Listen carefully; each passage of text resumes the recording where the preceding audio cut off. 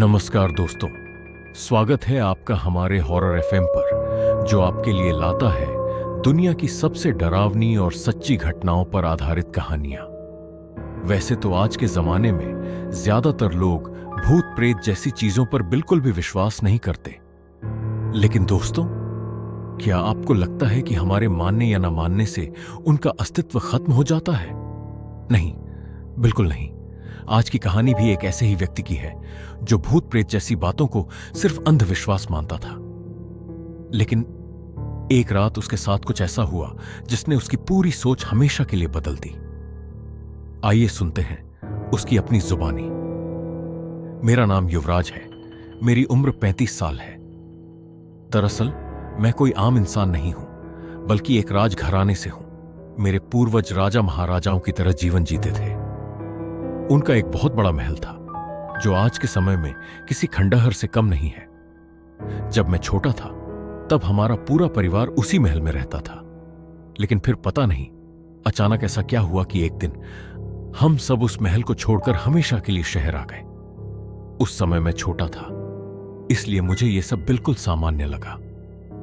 मैंने कभी जानने की कोशिश भी नहीं की कि आखिर हमने अपना पुश्तैनी महल क्यों छोड़ा।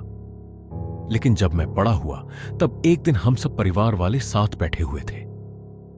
बातों ही बातों में अचानक उसी महल का जिक्र छिड़ गया।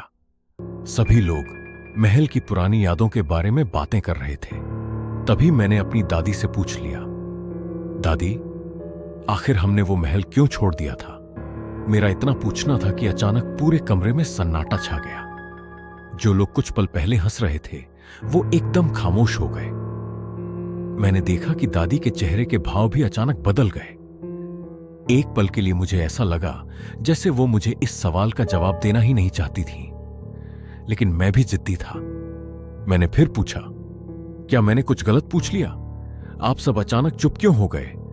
आखिर उस महल को छोड़ने की वजह क्या थी? दादी ने मेरी तरफ देखा, फिर हल्का सा मुस्कुराई और बोली, पहले ये बता, क्या तू भूत प्रेत पर विश्वास करता है?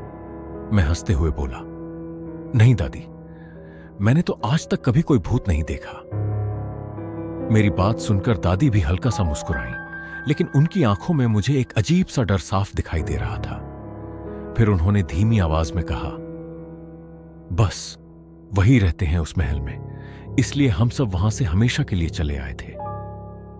उस समय मुझे दादी की यह बात एक मजाक से ज्यादा कुछ नहीं लगी, लेकिन मुझे बिल्कुल भी अंदाजा नहीं था कि कुछ ही दिनों बाद यही बात मेरी जिंदगी का सबसे भयानक सच बन जाएगी।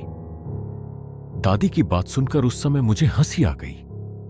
मुझे लगा वो हमेशा की तरह मुझे डराने के लिए ऐसी बातें कर रही हैं। मैंने उनकी बात को वहीं मजाक समझकर टाल दिया, लेकिन दोस्तों, मुझे बिल्कुल भी अंदाजा नहीं था कि कुछ ही दिनों बाद यही मजाक मेरी जिंदगी का सबसे भयानक सच बन जाएगा। मैंने भी यही बात हंसी मजाक में अपने कुछ दोस्तों को बता दी कि हमारे पुश्तैनी महल में आत्माएं रहती हैं। मेरी बात सुनते ही वो सब जोर जोर से हंसने लगे। कोई बोला, लगता है तेरी दादी ने ज्यादा डरावनी कहानियां सुन ली हैं। तो कोई बोला, चल एक दिन हमें भी मिलवा दे उन भूतों से। उनकी बातें सुनकर पता नहीं क्यों मेरे मन में एक ख्याल आया। मैं तो पहले से ही मानता था कि भूत प्रेत जैसी कोई चीज नहीं होती, इसलिए मैंने उनसे कहा, अगर तुम लोगों में सच में हिम्मत है तो क्यों ना कल रात उसी महल में पार्टी की जाए। मुझे लगा था कि शायद कोई भी जाने के लिए तैयार नहीं होगा, लेकिन पार्टी का नाम सुनते ही सबने बिना एक पल सोचे तुरंत हां कर दी। फिर हमने तय किया कि अगले दिन शाम को बिना घर वालों को बताए गांव निकलेंगे।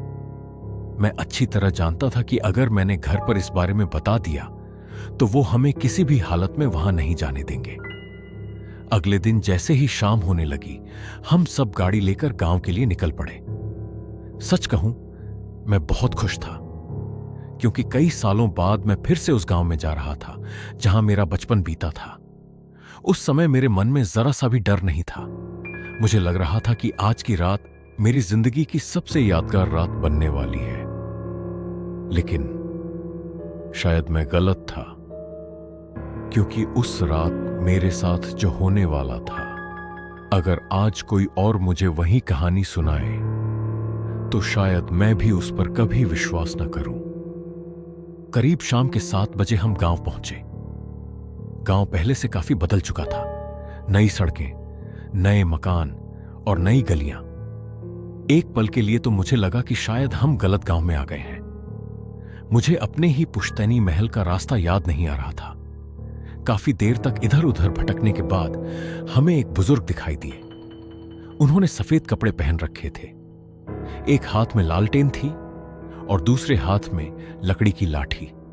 उन्हें देखते ही पता नहीं क्यों मेरे मन में एक अजीब सी बेचैनी होने लगी। हम गाड़ी रोककर उन बुजुर्ग के पास गए। पता नहीं क्यों उन्हें देखते ही मेरे मन में एक अजीब सी बेचैनी होने लगी थी। मैंने उनसे महल का रास्ता पूछा। उन्होंने कुछ पल तक मेरी तरफ देखा, फिर हल्का सा मुस्कुराए और बोले, मैं भी उसी तरफ जा रहा हूं। अगर तुम्हें कोई परेशानी ना हो तो मुझे भी अपने साथ ले चलो। गाड़ी में जगह थी, इसलिए हमने उन्हें भी अपने साथ बैठा लिया। लेकिन जैसे ही वो गाड़ी में बैठे, मुझे ऐसा लगा जैसे अचानक गाड़ी के अंदर का माहौल बदल गया हो। मेरे बाकी दोस्त अब भी हंसी मजाक कर रहे थे, लेकिन पता नहीं क्यों मेरा मन बिल्कुल शांत हो चुका था। कुछ देर चुप रहने के बाद उन्होंने हमसे पूछा, तुम लोग हवेली में किस काम से जा रहे हो? उनका सवाल सुनकर मुझे थोड़ी हैरानी हुई। पता नहीं क्यों उनके पूछने का तरीका ऐसा था जैसे उन्हें पहले से ही पता हो कि हम कौन हैं और कहां जा रहे हैं।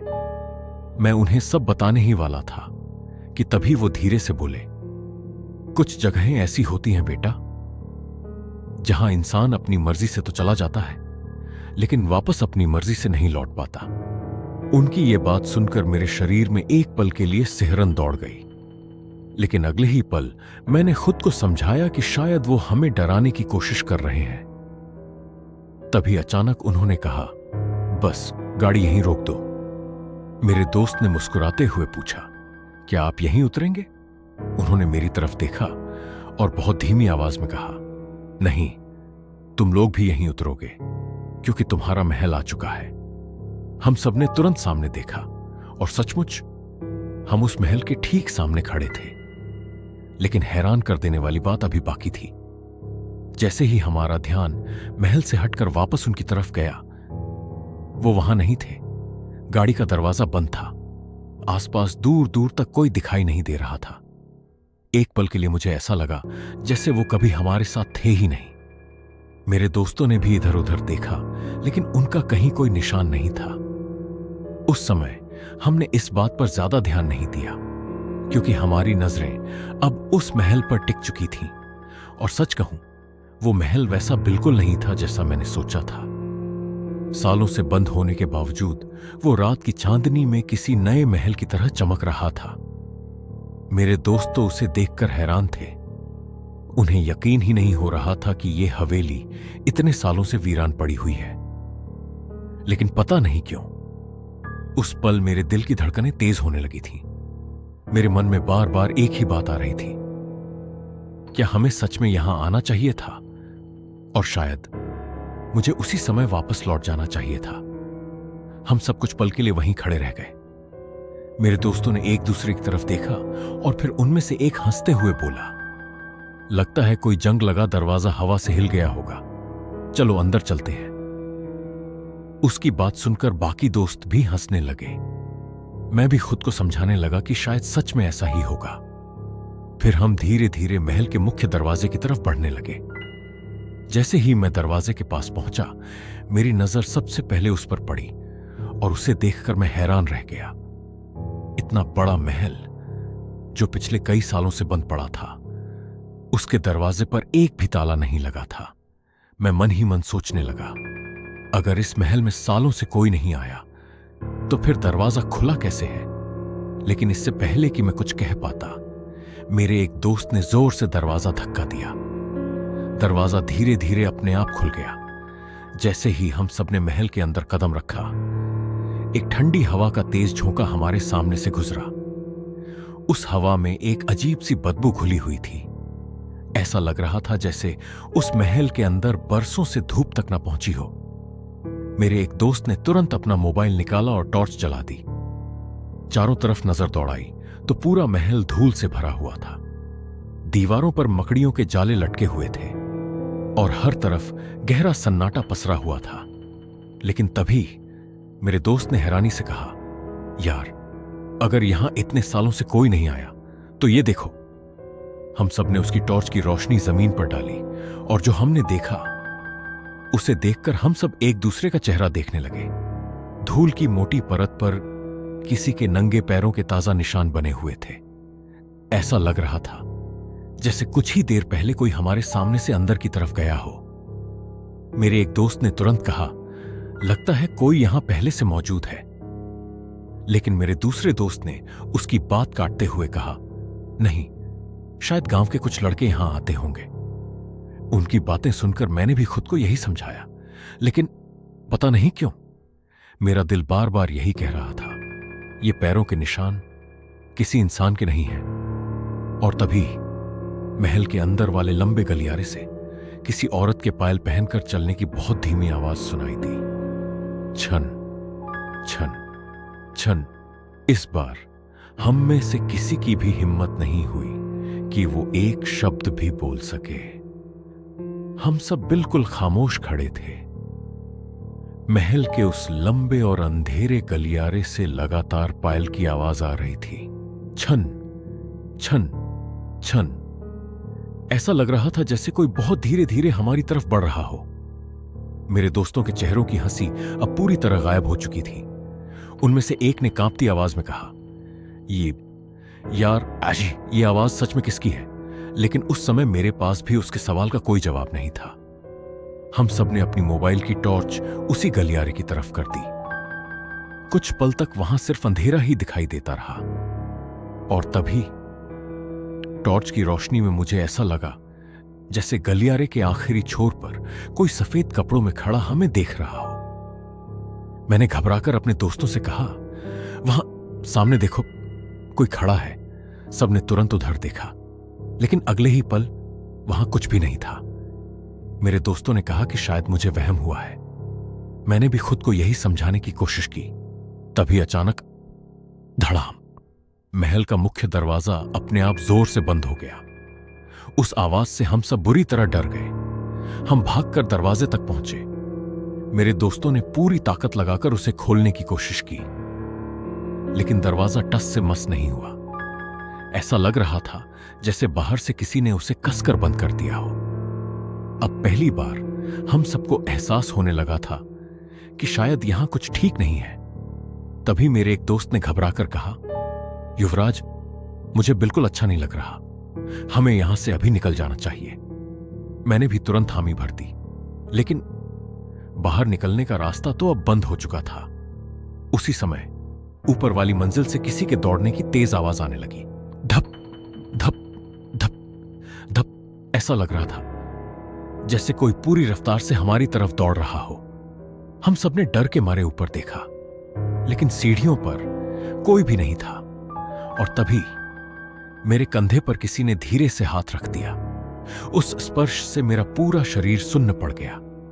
मेरी हिम्मत ही नहीं हो रही थी कि पीछे मुड़कर देखूं, क्योंकि मुझे पूरा यकीन हो चुका था मेरे पीछे मेरा कोई दोस्त नहीं खड़ा था।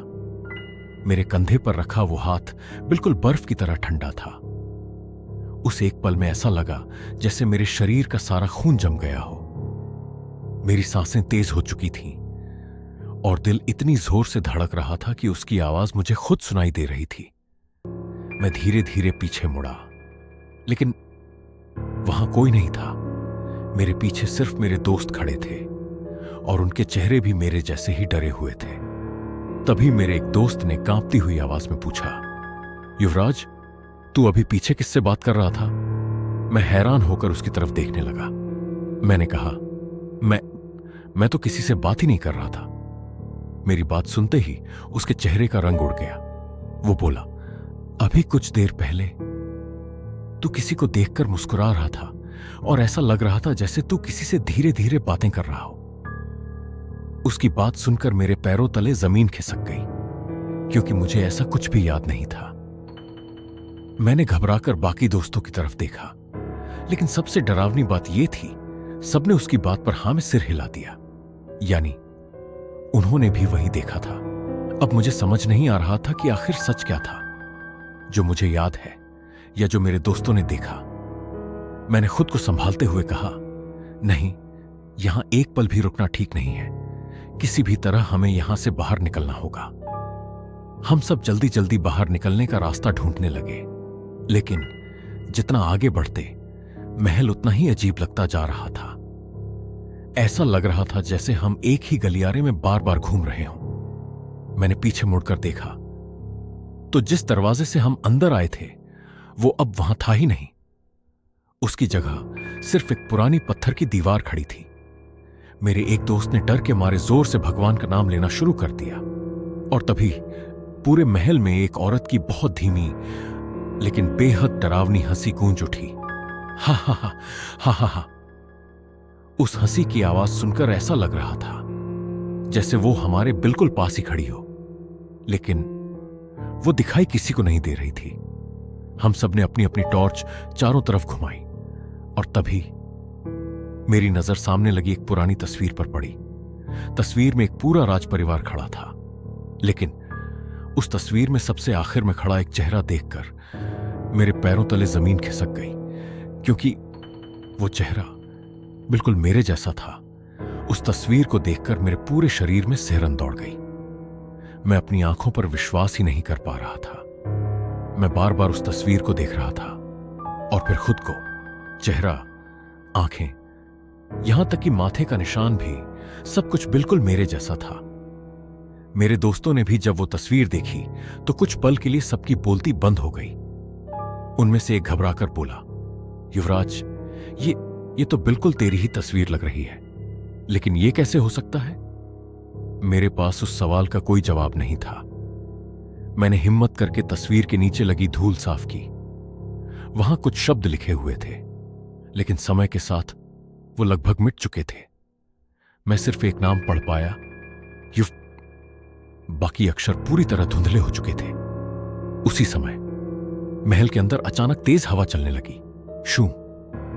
दीवारों पर टंगी सारी पुरानी तस्वीरें एक साथ हिलने लगी, और अगले ही पल धड़ाम, जिस तस्वीर को मैं देख रहा था वो अपने आप दीवार से नीचे गिर गई। कांच टूटने की तेज आवाज पूरे महल में गूंज उठी। मैं घबराकर पीछे हट गया, लेकिन तभी मेरे एक दोस्त ने कांपती हुई आवाज में कहा, युवराज, पीछे मत देखना। उसकी आवाज सुनकर मेरा दिल और तेज धड़कने लगा। मैंने पूछा, क्या हुआ? लेकिन उसने कोई जवाब नहीं दिया। उसकी आंखें मेरे पीछे किसी एक जगह पर टिकी हुई थी।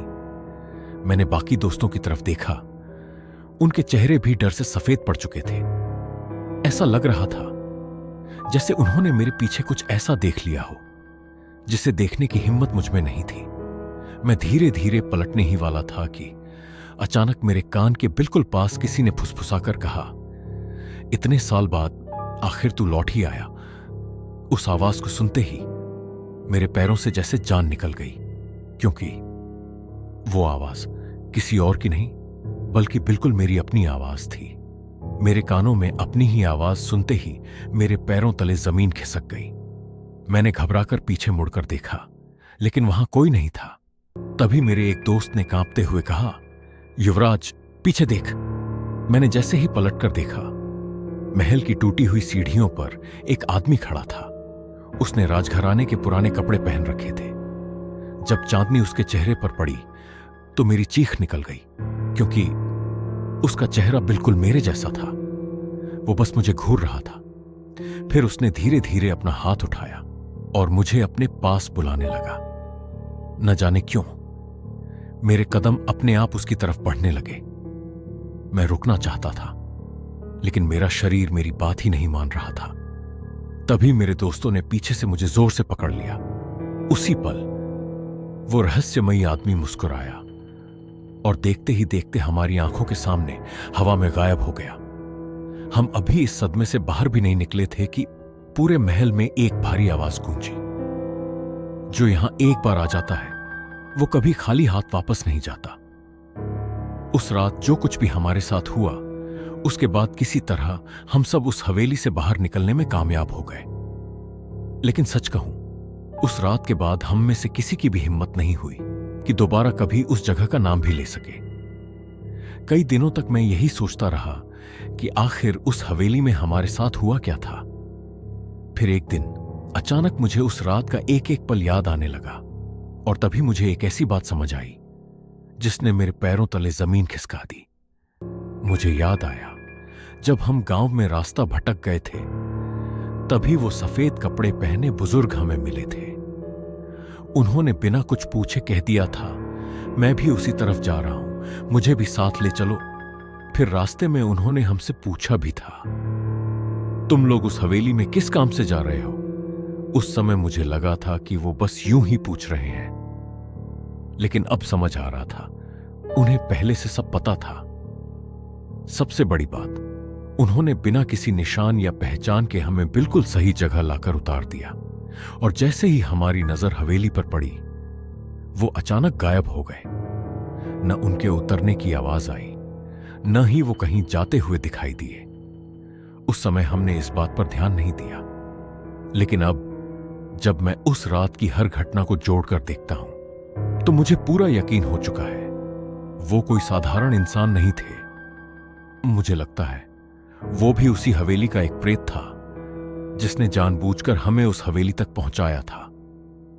लेकिन दोस्तों, अगर सच में उसने हमें वहां बुलाया था, तो आखिर क्यों? क्या वो सिर्फ हमें डराना चाहता था, या फिर उस हवेली में आज भी कोई ऐसा रहस्य छिपा है जो मेरे राजघराने से जुड़ा हुआ है और जिसके लिए मेरा वापस लौटना जरूरी था? अगर ऐसा है, तो शायद मेरी असली कहानी अभी शुरू हुई है।